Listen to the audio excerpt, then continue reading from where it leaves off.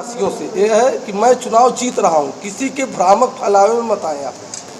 यहाँ लड़ाई हमारी किसी से नहीं है, न तो BNDA से है और न PDA से है। यहाँ ये लड़ाई मिर्ज़ापुर की जनता खुद लड़ रही है, तो दोनों लड़ाई से बाहर हैं। आप लोगों को घबराने की जरूरत नहीं, आप अपने बेटों को आशीर्वाद बनाए।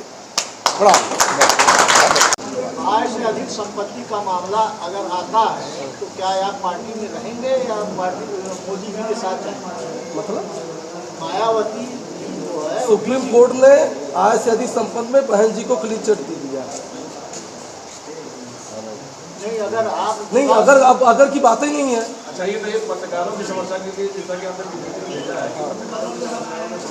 देखिए, अगर नहीं पत्रकारों के लिए मैं खुद देख रहा हूँ, मैं जहाँ जाता हूँ पत्रकार बंधु इस दोपहरी में 49% डिग्री घूम रहे हैं, मोटरसाइकिल से घूम रहे हैं। न उनके लिए कहीं कोई व्यवस्थाएं हैं कि कहीं व्यवस्था पत्रकारों के लिए कोई हाल बनाओ, इसी लगी हो तमाम व्यवस्थाएं हो, कुछ पानी की व्यवस्था हो।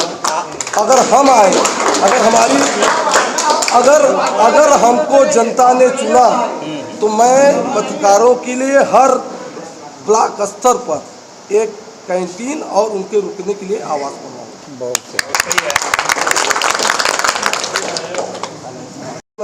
महिलाएं जो हैं जब जा रही हैं, मतलब क्या स्थिति है, बहुत सारी चीज़ें आपको नहीं बता सकता, आप सब कुछ देख रहे हैं।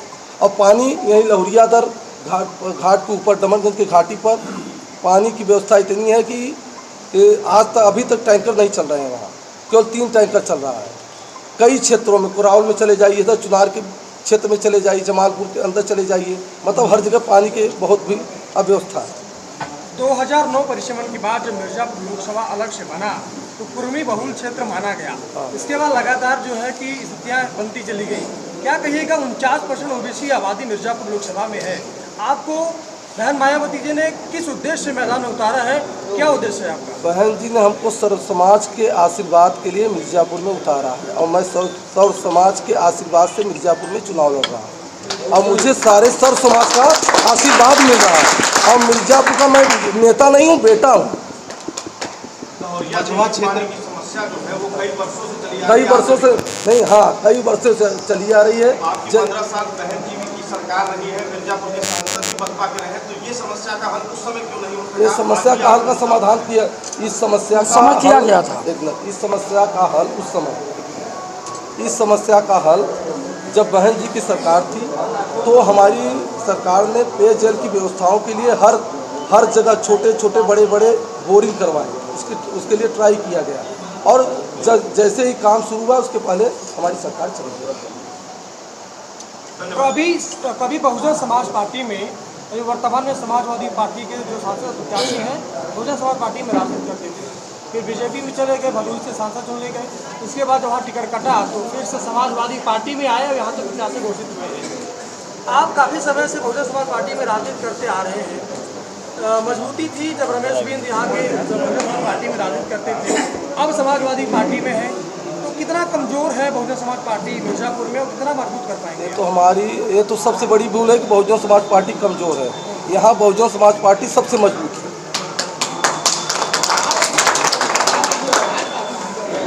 पिछले लोकसभा के चुनाव में सपा बसपा एक साथ चुनाव लड़ी और 2,35,000 वोटों से आप लोग चुनाव हार गए। गठबंधन का कह सकते हैं कि उत्तर प्रदेश का सबसे बड़ा गठबंधन हुआ करता था। क्या कहिएगा, इस बार अकेले हैं आप? कितना हौसला बुलंद है? गठबंधन जब था तो तब की तब बात छोड़िए, आज के डेट में तब गठबंधन में बहुजन समाज पार्टी यहाँ चुनाव लड़ी थी, सपा चुनाव लड़ी थी। आज बहुजन समाज पार्टी चुनाव लड़ रही है। आप 5 साल के रिकॉर्ड उठा के देखिए, जब या तो हमारे सांसद बने या तो हम सेकंड फाइटर रहे।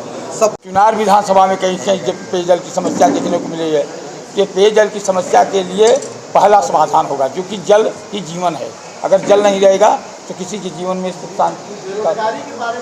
बेरोजगारी में तो पूरा आलम बेरोजगारों से भरा है मिर्जापुर।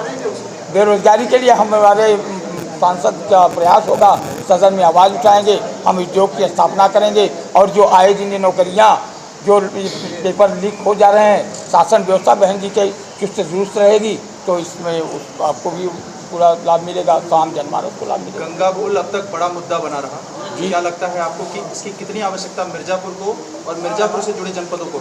बहुत बड़ी आवश्यकता है और मुद्दा बना है तो यह केवल नेतृत्व के अभाव में बना है या हमारे जितने भी पूर्व के परिस्थितियाँ रही हैं शासन के रूप में, उन्होंने इसकी उपेक्षा की है और नेतृत्व की उपेक्षा के चलते ये सब परिस्थितियाँ पैदा आपको नहीं लगता कि पूर्व में आपकी भी सरकार रही है, उन्होंने भी जनता की इस मांग की उपेक्षा की?